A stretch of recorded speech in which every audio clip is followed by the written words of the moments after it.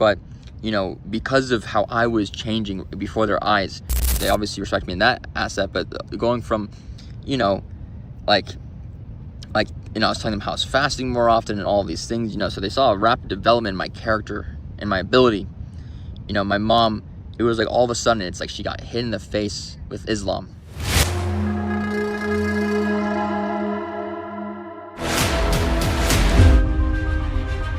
Listen, Imam Al-Ghazali basically wrote the life hack, your actions speak louder than your Twitter thread. We treat Daawah like a debate club or a logic flex, but the real mic drop? A changed person. Enter Maxwell Ronquillo. Not a sermon, not a scholarship session. His mom didn't subscribe to an argument. She watched him stop drinking, ghost the parties, and start showing up for his parents.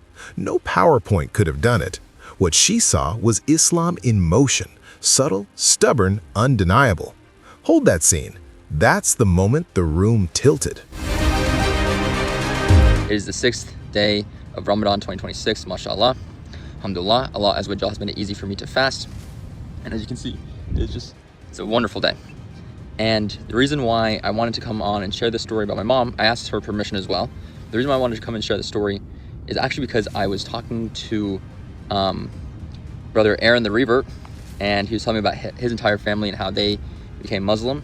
And I think sharing stories, like I know some of you have heard my story before, and you know, I like talking about it, but you know, I think it's more impactful when there's other people around you that also accept the message, rather than like, you know, my story was like, you know, going through philosophy and reading the Bible and then practicing Islam before even my Shahada, fasting a lot, you know, praying, you know, multi-year journey, but like through more like a somewhat student level and, you know, performative level where I was introducing these, you know, these practices into my life. And my mom's story is much, much different. And so, you know, to give you background about her, I grew up in a Protestant family, but they ended up joining a cult. They believed in like their ideology was accepting all religions. Like all religions were essentially true. And so they were in this cult for a very long time. And they ended up getting out of the cult probably like, you know, closer to her high school years, like, you know, starting around then. And so she was still very young, but, you know, she had this respect for all religions, but not the necessarily proper belief in what the true religion was. And so, you know, my mom, if you like, she's always been the life of the party. She's always been, you know, the most talkative person, the loudest person most of the time. But, you know, unfortunately, you know, she has, you know, the party, like they say, a girl's best friend is the devil, right? Like that song, right? And, you know, she took party to different levels, unfortunately. You know, my mom has always had to deal with a lot of illnesses in her life, and, you know, through different prescriptions, big pharma especially, you know, that's why I'm very wary of like the medical system in America, but I'm not going to turn this into a conspiracy theory video today. But, you know, it was really rough times, right? So my parents put me through a private Christian school, even though they were non-practicing. My dad from a Catholic background, but I wouldn't say they weren't atheists. They probably understood that God existed, but maybe they didn't care. Maybe it didn't matter to them. You know, that type of conversation just wasn't really prevalent in my household. But they still put me through private Christian schools, subhanAllah. And so, you know, I was very Christian for, you know, the first 17 years of my life. And then, you know, I wanted to experience the world. I wanted to experience, you know, different philosophies. I wanted to experience, you know, what it was like to be, you know, a partier and all of these things. And so, you know, that's for another time.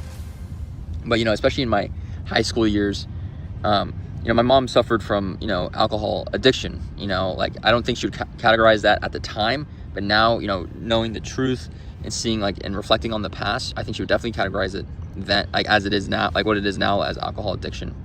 And, you know, like every single night she would drink, you know, like vodka, like it was like no one's business, right? Like, you know, every night it was drinking until super late, and, you know, it was, you know, listening to very loud music.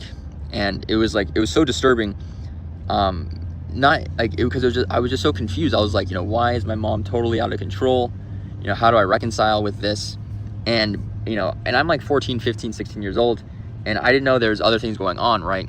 You know, I find out a lot later that, you know, she was, you know, going to the doctor for depression, like really severe depression. She had like, very low levels, like low levels of vitamin D, where it's surprising that she didn't have cancer or a stroke or all these other things.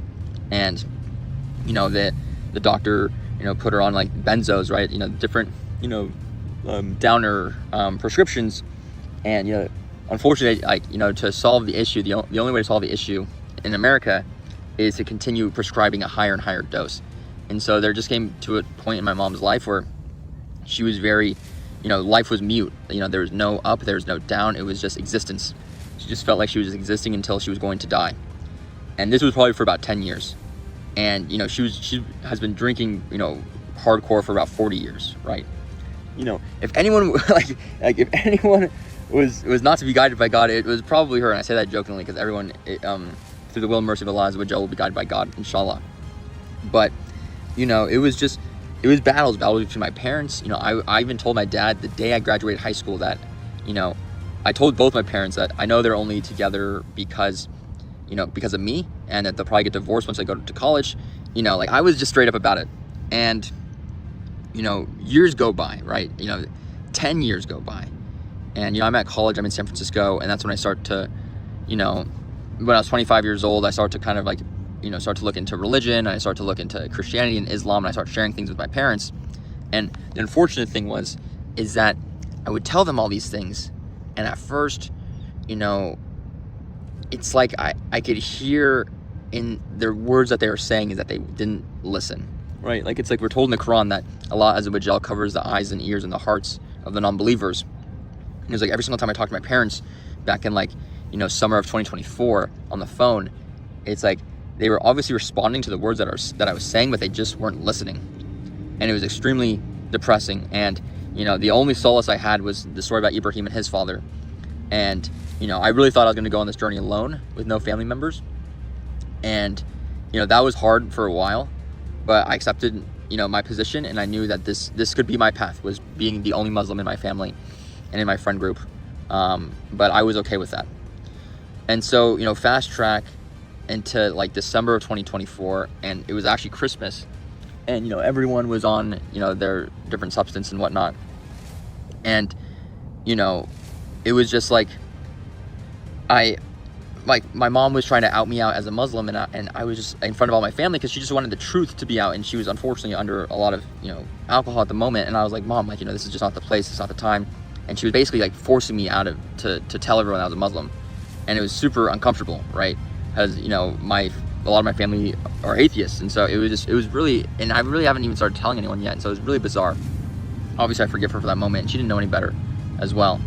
But it was kind of after that moment where she really, something just clicked in, like, because we kept on having conversations, and I kept on telling her about miracles of the Quran and the Prophet Muhammad, peace be upon him. And I would just tell her more things about the Quran, not trying to guide her by any means, but explain to her, what a life of God can be. And also at the same time, they started to see how I started to rapidly change, right? I started to stop doing substances. I stopped drinking. I stopped hanging out with certain friends.